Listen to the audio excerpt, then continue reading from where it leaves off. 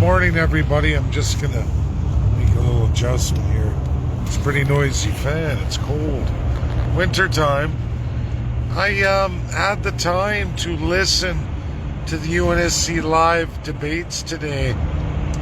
All on armed conflict cities with what's happening in Ukraine. Basically, everybody, unbelievable to say the least. I hope the copy tag went over for Stephen DeBoer. He's Canada's UN permanent representative. And he showed up today. I can tell you all this, Canadians. And if he's not tagged, I'll fix the tag, post the video. But I listened to him and many other nations in the world. And are you ready for this? That paper I wrote, a lot of the countries I talk about in live examples, when I hammer on the UNSC Permanent Security Council and the entire UN Security Council as it is over the last 2 years, talked about a lot of nations. Are you ready for this in my paper? Guess who all showed up for the debates? When I say all entirely and nobody else. Meaning everybody I wrote about was all there. And absolutely no UNSC Permanent 5 reps for the first time in a long time. Not a one showed up. But everybody listed in my paper showed up. It's about 2 hours and 37 minutes. I'm going to upload the link for all of you so that if anybody wants following this video when I get home, you want to watch it. It's over 2.5 hours. I have the screenshot. I think one nation talks credibly and understandably. Ukraine's there. Canada, everybody. Canada, for the first time in 2 years since I've been participating in these things, it's the first time in 2 years I've seen Canada show up. Outside of Russia once with the United States of America's top general and Vasily Nebenza, top UNSC rep for Russia, hosted. Canada showed up once. Most other times, guess who's the only Canadian in Canada to ever show up? Well, that's me. And of course, I didn't get into this one. My paper didn't get presented. And everything I talk about in my paper is absolutely reiterated by the nations in my paper, plus others I've talked about in great lengths in other papers. They're all there. Ukraine goes off, talks about Donbass, but does not break down the two obelisks inside Donbass and their loss of autonomy. So that's a false narrative. They all go into the various crimes they feel other nations, and it's not just Russia here, folks. There's a lot of nations that accuse other nations of atrocities, but I learned something, ladies and gentlemen. You can always tell the truth by the reported refugees, and more so, just to prove a point, you go to the nation they run to and you check out their population change and the absolute influx at the same time with refugees. And the world accounts for this, reports on that. There is your determination of who's a liar and who isn't. And I can tell you, that time put in today listening to all these nations over and over again talk about the poor city, the bombings of poor cities. And don't get me wrong, there are terrorist-ridden cities throughout this world today and religious grounds that do that. But what about the UN narrative by unitary states, stripping all rural peoples, all cultural and ethnic and religious groups in minority in small towns, rural communities who for hundreds and even thousands of years have participated in agriculture, only to have a big city come along in its infinite power because of its dense population, vote them away, strip them of their land, wage war on them. But because there's such a small population, who's ever going to know about it? The world looks at it, hey, the majority voted 92% that this should go through. That's the majority.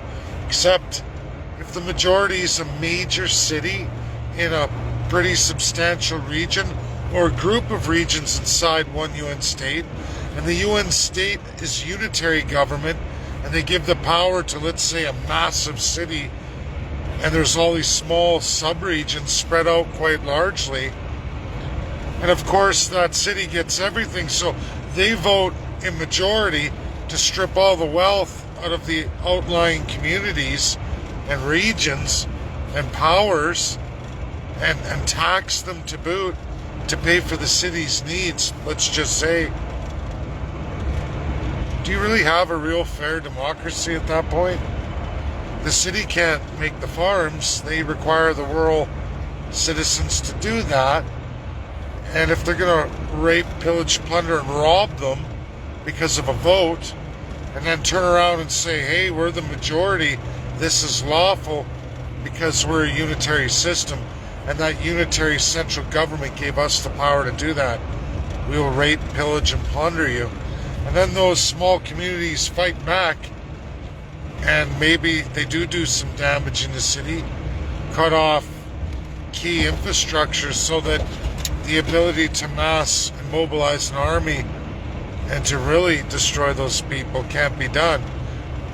All these nations go into that and they all lie. They all lie because I know several of them and their claims on refugees, where they say, oh, we had over 1,300 dead. We had more than 17,000 refugees influx into our country, into that region from another region. Well, that may be true, but how come more than 300,000, more than 20 times, almost 20 times more than what the claim is, which is accurate, but how come 20 times that number flexed out of that country? That means the people were in mass majority not agreeing with that central government. That's a key indicator, folks. I caught many of the nations I wrote about, and it's almost like the UNSC said, hey, let's put all these countries in and let them watch and listen to the garbage we have to listen to all the time. Because I promise you, ladies and gentlemen, not one UNSC P5 member showed up. Ukraine was there. They did a lot of crying, a lot of complaining, as did Canada. Canada's Rep. Stephen goes and says the importance of the big cities. It's all about the big cities. Even though Canada supposedly isn't a unitary state, but Canada sure agreed with all the unitary states, a lot of which are customary crown law embedded societies and are also unitary. They're both double negative. Not one nation outside of crown, or in fact outside of being a unitary state, showed up. Absolutely all those in the worst definition of my paper were all represented there. Georgia was there, Azerbaijan was there, Yemen was there, all of them, and all their narratives, Pakistan, India, all of them. It was unbelievable. I was just, I don't know.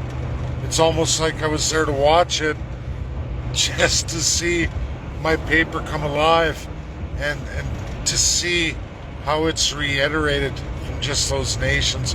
Now, don't get me wrong, everybody. There were two nations outside that narrative that were strictly there, to be honest, to gain a narrative, and maybe just there to see what's all being said, maybe even check out the validity. But it was an eye-opener. It was extremely sickening, to tell you the truth. and nothing of any real substantive path forward came to be. It was a lot of slamming other nations and trying to get out their narrative on their nation's right. It's everybody else that's wrong. Sick, disgusting, perverted. It's what's wrong with the UN today.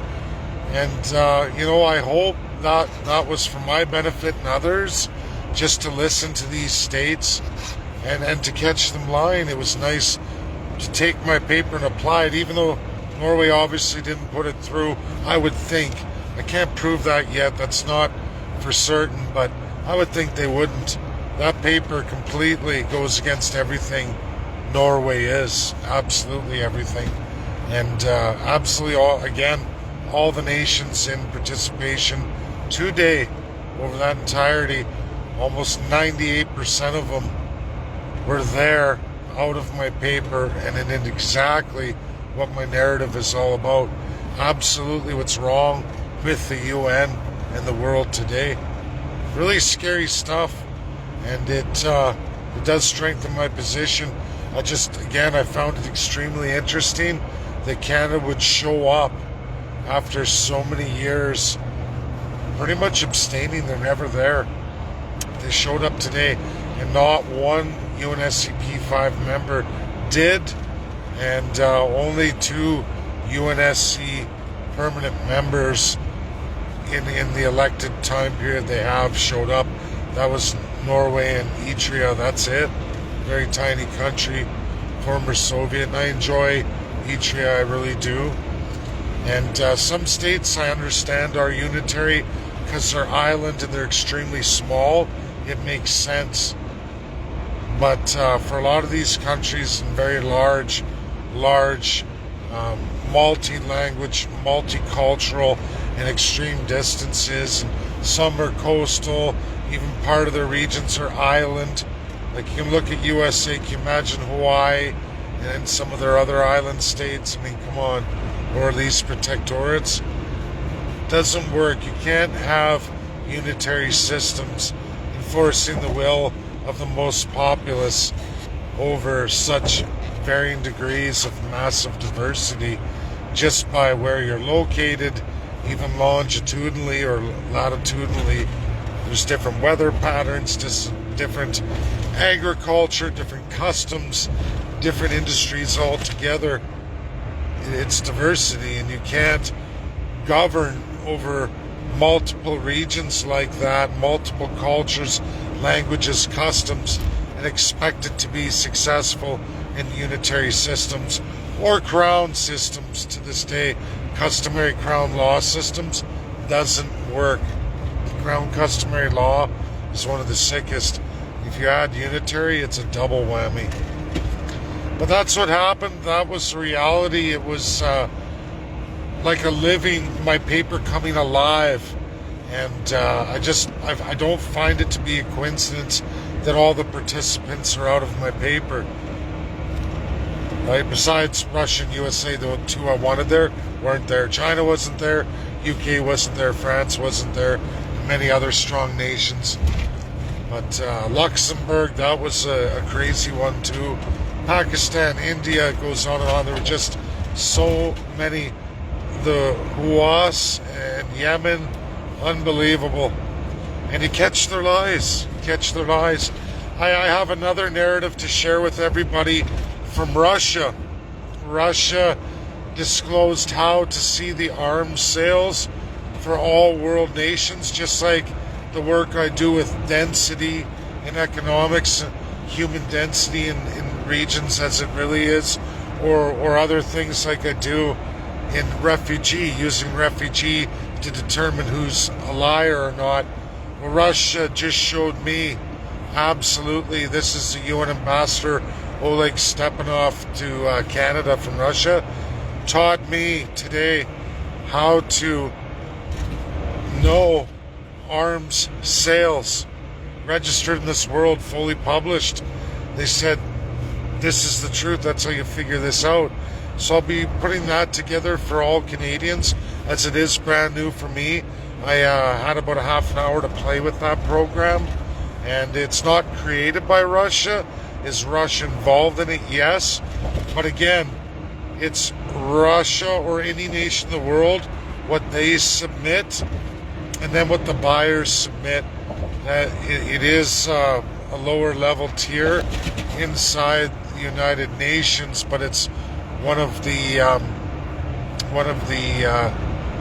five arms of the UN, the real bread and butter of the UN, one of the councils. And wow, you know, it's something I didn't know before, and it's a learning curve, and I'm going to master that. I've already got a good handle on it, and what I saw of Ukraine, holy smokes, Canadians, we have been ripped off extremely bad by conservatives and liberals alike, as always is. We talk about arms deals, sending all these weapons, what the conservatives have done since 2014, what Justin Trudeau's done since his entire governance, and then this $116 million in the weapons. Look how many were imported to Ukraine and then exported as well. So it's not for defense, as they export a ton, and to volatile regions too, to make money. It's called arms dealing. Russia shows you how. USA knows how to do this too, but USA won't give this education. Russia's angry enough right now where they're willing, and I'm, again, fortunate to have it. I'll show you all how that works. It's crazy, it takes time. That's my video. I'm not discouraged or bummed out. It was disgusting to go through all that. It's disgusting to see that it is how the world is. As I wrote it, to see it come alive, and it's almost like the UNSC did that on purpose. Did they tell everybody else to abstain? Because it just seems like, you know, any of you can read my paper and watch that debate today. It's literally all the countries in my paper that are there and nobody else. Well, two outside of my paper. I don't find that a coinkydink. Like, two observers replaced USA and Russia, who I wanted there, but none of them showed up. Nobody outside of that narrative showed up. It's like almost like here we sent out a silent letter to everybody not in your paper, and everybody else showed up in your paper, and you get to see your paper come alive and listen to these fools talk. So maybe, you know, USA and Russia do understand more than I gave them credit for, or they're just saying, hey, analyze this. It was crazy and incredible. And to see Canada there, it's been a long time. Anyways, that's my video. I've rambled on. I'm just going to wait for Russia to take over the UNSC. There's some key dates just before my birthday and after my birthday. It would be amazing if that all went through. And like I said, it's not over. I didn't expect Norway to push it through. I thought and hoped maybe. You never know. You got to go through it. But I'll save it for February, the month of Russia as the president. It's going to get interesting, folks. Other updates I want to give you. Boris Johnson today reiterating that if Russia starts pounding the hell out of Ukraine, they'll get involved. Russia's not going to pound the hell out of Ukraine. One, it's their former regions. And two, they're going to likely walk into the regions if they did. I'm not saying they're going to. I'm saying if they did, those regions are likely to lay down their arms. USA has 8,500 troops on standby, and it's in evac mode should it be needed. Ukraine slammed all the nations today live in the debate, saying, oh, you backed out, you screwed us over, yada, yada, yada. Explain the refugees. You talk about 2014, you talk about Kiev, Donbass, but your numbers of refugees don't match the refugee numbers to Russia. Why would they all run away if they loved you and they wanted to be in Ukraine as it is as a unitary state from a federal state with a division of powers? Why would all those people run away to Russia? I have all the numbers reported by Ukraine, reported by Russia, and they match. You hate each other, so you're going to lie for each other? I don't think so. I think clearly Russia's telling the truth. They have the monumental amount of refugees, not Ukraine. The people flooded the other direction. That says it all, folks.